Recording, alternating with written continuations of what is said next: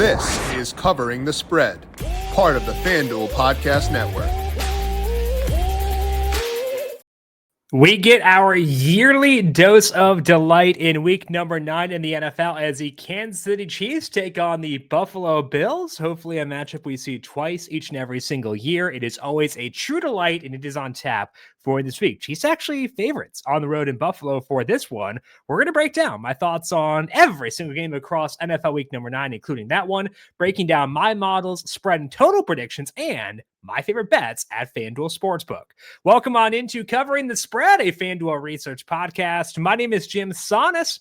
I am a managing editor for FanDuel Research, here to break down my thoughts on every single NFL Week 9 game, letting you know where we're seeing value at FanDuel Sportsbook for this week. We'll dive into all that here in just 1 second, but first, a reminder to make sure you're subscribed to the FanDuel Football Betting YouTube page and the Covering the Spread podcast feed, with you Monday through Friday during the NFL and college football seasons, breaking down both of those sports. Tomorrow, talking college football with Austin Swaim. Riley Thomas will join me on Thursday for NFL Week number 9. Of course, Andy Nader with us on Fridays, talking NFL player props. All those shows right here on the FanDuel Football Betting YouTube page and the Covering the Spread podcast feed. So go subscribe to those. Thumbs up on YouTube, 5 stars on the podcast feed, and make sure you turn on notifications on the YouTube side of things as well. FanDuel is getting you ready for kickoff with an offer you won't want to miss. New customers can bet just $5 and get $300 in bonus bets if you win. That's right. Pick a bet $5, and if it wins, you'll unlock $300 in bonus bets to use all across the app. You can build parlays, bet player props, ride the live lines, whatever your style, FanDuel has you covered. NFL season is finally here. Only question is, are you ready to play? Must be 21 plus and present in select states. For Kansas, in affiliation with Kansas Star Casino, or 18 plus and present in DC, Kentucky, or Wyoming. First online real money wager only. $5 first deposit required. Bonus issued as non-withdrawable bonus bets, which expire 7 days after receipt. Restrictions apply. See terms at sportsbook.fanduel.com. Gambling problem? Call 1-800-GAMBLER or visit fanduel.com/RG. Call 1-888-789-7777 or visit ccpg.org/chat Connecticut. Visit mdgamblinghelp.org in Maryland. Hope is here. Visit gamblinghelplinema.org or call 800-327-5050 for 24/7 support in Massachusetts, or call 1-877-8-HOPE-NY or text HOPE-NY in New York. Let's begin things with the Thursday night football game that is a Lamar Jackson homecoming, as he is heading down to Miami to take on the Dolphins. John Harbaugh did say on Monday he does expect that Lamar Jackson will start this game, so we can proceed forward as if that is true. As things stand at FanDuel Sportsbook, the Ravens favored by 7.5, total in this game 49.5. And I can't quite get to this spread. I've got the Ravens by 6.1. Now, that does not mean I want to bet the Dolphins in this game, because even though they did play well this past week, they are a team that have burned me many times this year. Now, I will say I have value in their money line at plus 340. So if you want a long shot for Thursday, given it's a chaotic week, given the Dolphins did play pretty well last week, you could go that route. I will not recommend that personally, because this Ravens team is very good. Once they have Lamar Jackson back, yes, they have flaws, as we saw with them earlier on this year, but those flaws are not enough for me to be jumping in order to take the Dolphins here. And frankly, like, when we're going through recommendations for today, not a single one of them will be a side or a money line. I am only 2 points off market for one spread this week, that being the Detroit Lions taking on the Minnesota Vikings. There aren't a lot of spots where I'm super off on the money line either. So to me, all the value lie in the totals department, and this one, I have a 49.3. So no rate from me on Ravens versus Dolphins. Hopefully find some player props for that game later on this week. Let's talk now about the Falcons and the Patriots. Right now at FanDuel Sportsbook, the Patriots are favored by 5.5, and the total in this game is sitting at 45.5. I am directly in line with market for this game. Got the Patriots by 5.7 with the total at 45.7. It has been very impressive to watch Drake May do what he has done so far this year, and it was slow for my model to react, kind of catch up to the Patriots, because it saw what he was doing and was very impressed, but also there was an adjustment for opponent, and that brought things down and down and down. Against the Browns last week, pretty slow start for May and the Patriots offense, but they did eventually get things in gear. I think it's a tough matchup this week for them defensively, but also the Falcons did just let up a bunch of points to the Dolphins. Not sure if Devon Diablo is like the skeleton key to making this Falcons defense be good, but it was not impressive in any way in that game. So directly in line with the market here, no read from me on this game. Impressed by the Patriots and want to see if they can do it again against a potentially good defense. Question mark there with Atlanta for sure. First bet for me this week will come between the Carolina Panthers and the Green Bay Packers. Right now, FanDuel Sportsbook, Packers are favored by a juicy 12.5, and the total in this game, 44.5. I have no read on the spread in this game. Got the Packers by 13.5, so nothing I really want to get in on right there. I do, though, want to take the over in this game. 44.5 is a total. Over is minus 105. It's a pretty light number for this Packers offense, which has played very well this year. Now, they don't really put the pedal to the metal when they don't have to, which could be why this number is not super, super high.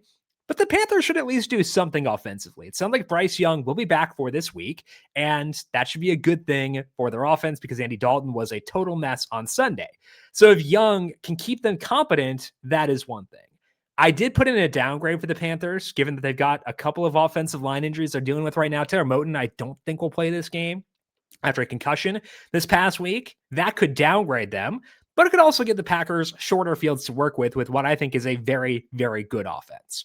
I've got this total pretty far above where the market has it right now. So to me, this is one of the best bets on the board. Taking over 44.5 between the Packers and the Panthers, because again, I think the Packers are going to be able to do some damage here. This Panthers defense that has been good at times, but also definitely not a needle mover. And I think that Bryce Young being back with Jatavian Sanders, with Jalen Coker, with Ted McMillan and Xavier Legette all healthy, that should be enough to get them to pull their own weight here in a spot where the market has very, very low expectations.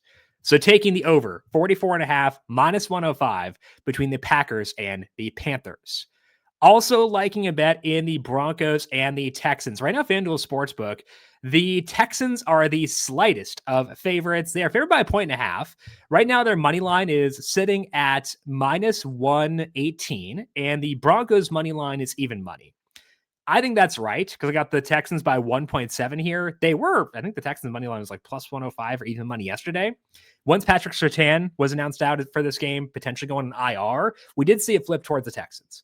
Now, I should value the Texans than I did bet it, but I was very scared because if you look at this Texans offense, they have been good against the bad pass rushes like Baltimore, like Tennessee, like San Francisco last week with no Bryce Huff. They have been much, much, much worse against good pass rushes, which is what the Broncos have. That could be a concern for the Texans money line. It also could be a concern for the total. With that said, I do want to take over 39.5, which is sitting at minus 110. Now, that is a very, very low number, which is a big part of the reason why I am willing to go here. So I got this total of 44.1. So I'm very much like a baseline total. It's actually below, like I have a baseline number in my model that kind of helps drive things. It's pretty below that baseline and below the average scoring output in the NFL for this year. The reason that I am willing to go there is because my total model is driven more by offense than it is by defense. These are two very good defenses, but the Broncos offense has shown they can do something, especially when you put them indoors. And the Texans, they should have Nico Collins back this week. And I think that those secondary receivers, guys like Jalen Knoll, Xavier Hutchinson, and Jaden Higgins have shown they can step up a bit for this team. Woody Mark's looking okay too.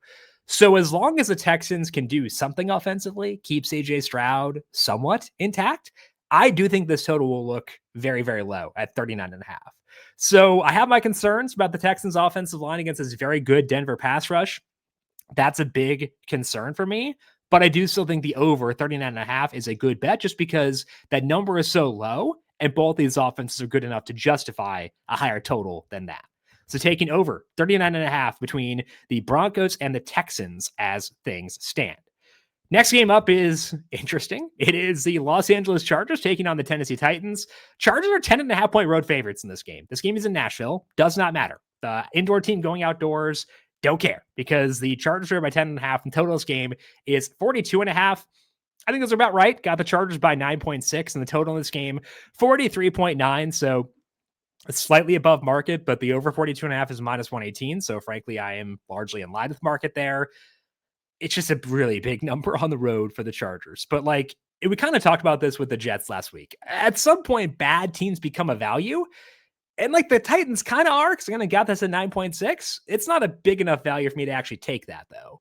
So if this were to keep going, if it crosses, if it keeps going further, maybe I wind up taking it. But like, I need a bit more value before I decide to bet on this Titans team with the way things have gone. Now, the Chargers offense looked really good against the Vikings with Joe Alt being back. Defense getting healthier too. So I could see myself maybe upgrading them as the week goes along, looking more at what happened on the Thursday night game and stuff like that. But for right now, no bet for me between the Chargers and the Titans.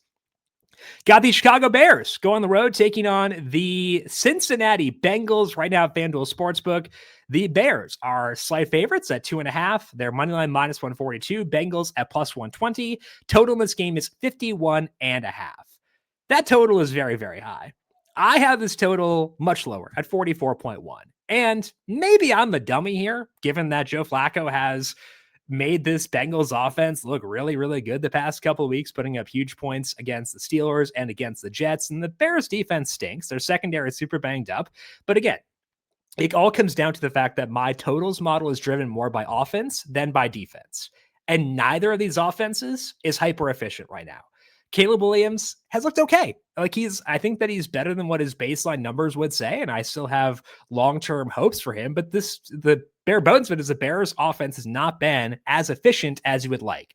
Luther Burden is banged up, Cole Kmet is banged up, Olamide Zaccheaus is banged up as well. Now facing the Bengals, Joe Flacco went to the locker room for a bit on Sunday. He has a shoulder injury in his day-to-day. I would still expect him to play.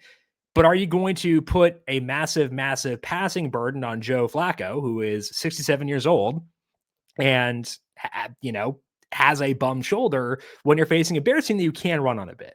So yes, I'm probably too low here, having this total of 44.1, but I also do think that 51.5 is a really big number for two offenses that haven't really blown me away so far this year. So I'm going to take the under 51.5 for the Bears and the Bengals, sitting at minus 104. 51 is a key number, as are 47 and 44 get wins across the board on those. So do think this is a good spot to get this under for the Bears and the Bengals.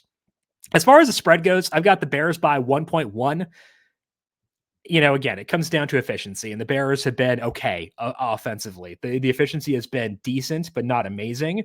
That's a big part of why I am still skeptical here. The rush offense looked better recently, but the passing offense on early downs has been below average. Their late down success rate's below average. So there's a reason we're below market on this game between the Bears and the Bengals. And I'll stay away from the spread in total, or from the spread, but I will take the under 51.5 at minus 104.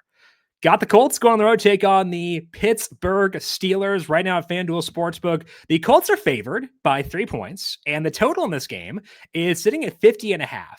I think that's right on both accounts. Now, the 3 for the Colts is a pretty heavy 3. It's at minus 115. I've got them favored by 2.7, and that is with the way that my model works. It still factors in a prior at this point in the year because NFL data doesn't stabilize over the course of 8 games. It takes a bit longer than that for things to stabilize. So it kind of works as like a way to bake in some regression. And the Colts are good. They're legitimate. And it's buying into them to a pretty large extent. But there's still some level of, we had low expectations for this team. That should matter. Daniel Jones might not play like a superstar for the entire year. So that is in there too. Also, I think the Steelers offense is a bit better than perception, which is why I've got this at 2.7. It's no read for me on the spread for this one.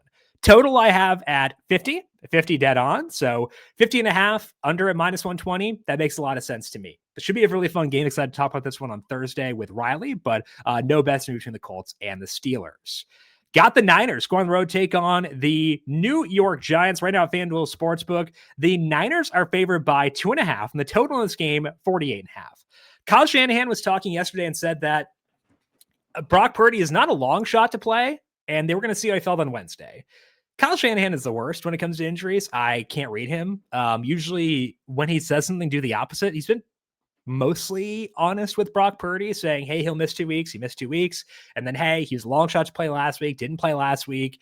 Now he's not a long shot, and they'll see how he is. I am projecting this is if Purdy plays. I am not giving them a bump up for Ricky Pearsall yet. That does sound like he has at least a shot to play too. But when I put in Brock Purdy and omit Ricky Pearsall, I've got the Niners by 2.5. So dead in line with the market there. And the total of 48.1. So and the market for FanDuel Sportsbook, 48.5.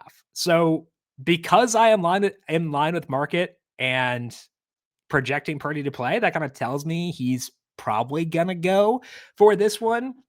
I've given the Giants a boost up here because Jackson Dart has been efficient in his time at quarterback, not like above average, not like lighting the world on fire, but he's been good, better than expectations for the Giants, even without a lot of key pieces for this offense. Obviously, no Cam Scatterbo for this game, but I think Tyrone Tracy is a pretty good runner too.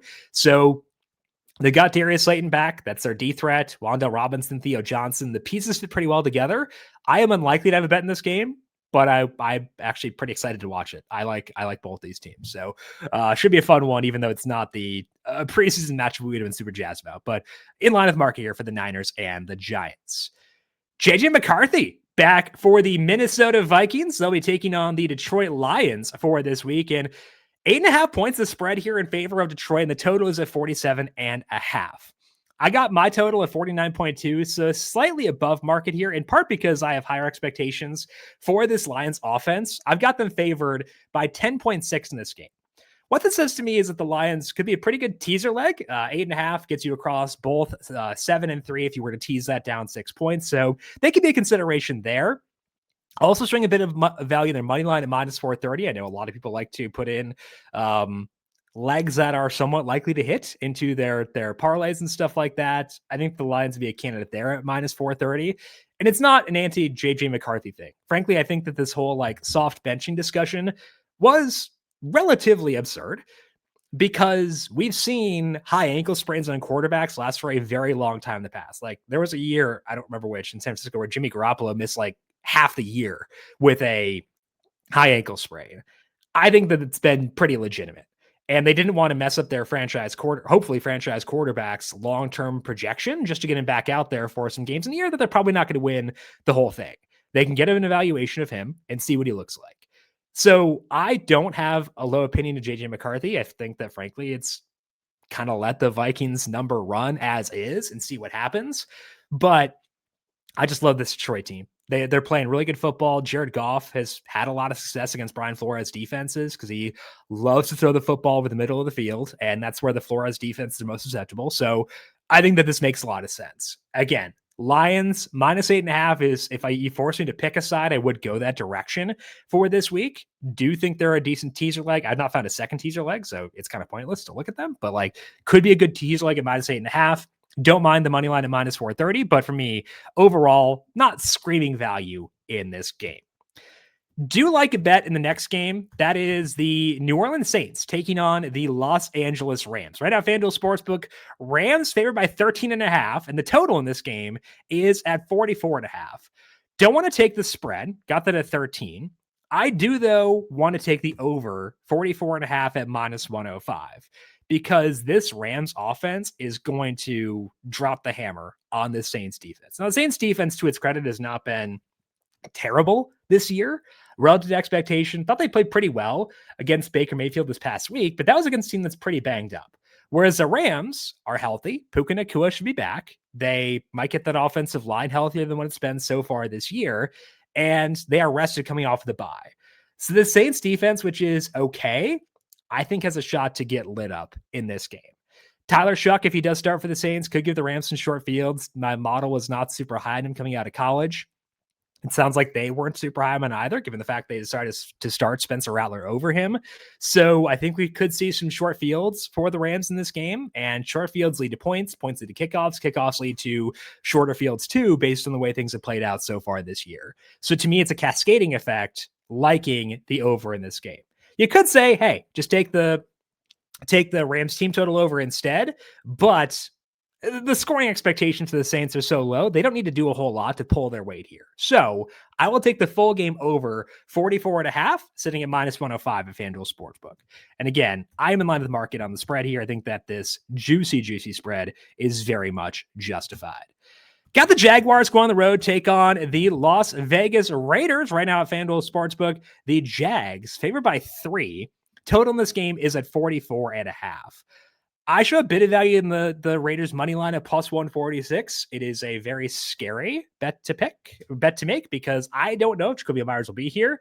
If they were to trade away Jacoby Myers, I would probably not show value in their money line anymore because it's a pretty thin value. So not going to take that one right now.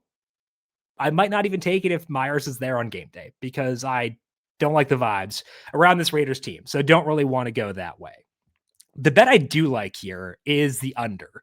44.5 is sitting at minus 105. I just don't love this Jags offense right now.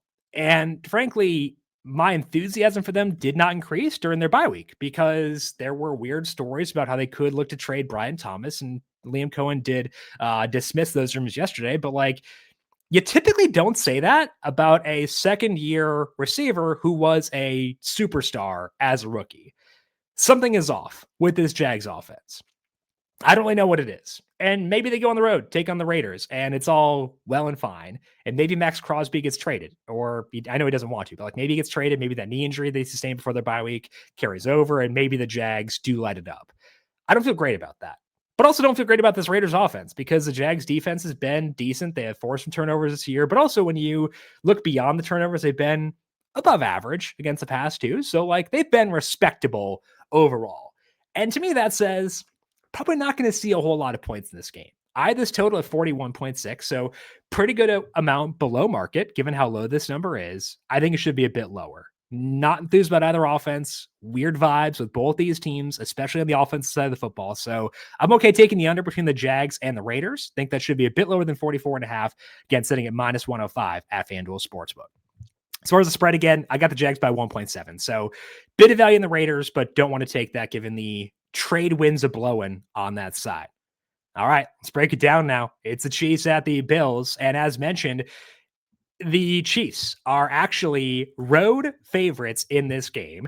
They are minus 1.5. Their money line minus 126. Bills money line at plus 108. And the total in this game, 52.5. That number is as high as it should be because I have it at 54.1 because both these offenses are insane.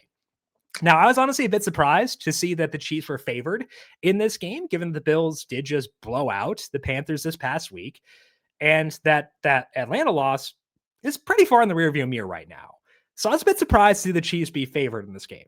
However, when you include the prior for the Chiefs with Rashee Rice out there, and you look at the data that they've had in the games that Xavier Worthy has played this year, they're pretty gross. I have them in a tier of their own right now as things stand for my power ratings entering week number 9. To me, they're the best team in football right now. And they showed on Monday night, they can kind of do what they want and make things work against any opponent. I've got the Bills third in my power ratings. So the fact that I have the Chiefs by 1 in this game tells you a lot about the gap between the Chiefs and the field. I just think they're a very, very good football team once you give them the pieces they've got on offense right now. So got the Chiefs by 1, total for me 54.1. Don't have a bet in this game right now. We'll look at some player props maybe to cook up later on this week, but it's going to be a fun one. I think that the Chiefs' love in the market is well deserved based on the offensive personnel, but I also don't want to count out the Bills just yet. So excited to see the market moves in this game. Excited to watch it on Sunday afternoon. The Sunday night football game is between the Seahawks and the Chiefs. Right now, FanDuel Sportsbook, the Seahawks are favored by 3.5, and the total of this game is at 45.5. I think this should be a bit tighter. I have a downgrade in for the Commanders because we did see them potentially lose Laremy Tunsil last night. Terry McLaurin left with a quad injury. He had a groin/quad injury heading into that game, so maybe he's back on the shelf once again. But it sounds as of now as if Jaden Daniels will be back for this game. Commanders need to win very badly. And I know the Seahawks are coming off a bye, but it is a cross-country trip for them as well. So a bit of travel in the mix there. I've got the Seahawks by 1.9 in this game with a total of 47.8. So maybe I wind up liking the over later on, given that, again, I think the Seahawks offense is good. This Commanders defense stinks. And we could see Jaden Daniels back for this game for the Commanders to pull their own weight in this game. I just want to see how the injury situation plays out first because I don't have a great read on McLaurin, don't have a great read on Jaden Daniels. So I want injury reports before firing on this game. Do you see value in the Commanders? They're one of those teams where I do show a bit of value in their money line as things stand. They're a plus 158. I think that if I were to bet this game, I'd probably want to go with the money line as opposed to the spread, just because, actually, am I showing value in their money line? I might have lied there. Let's see here. Yes. Okay. So I am showing value in their money line.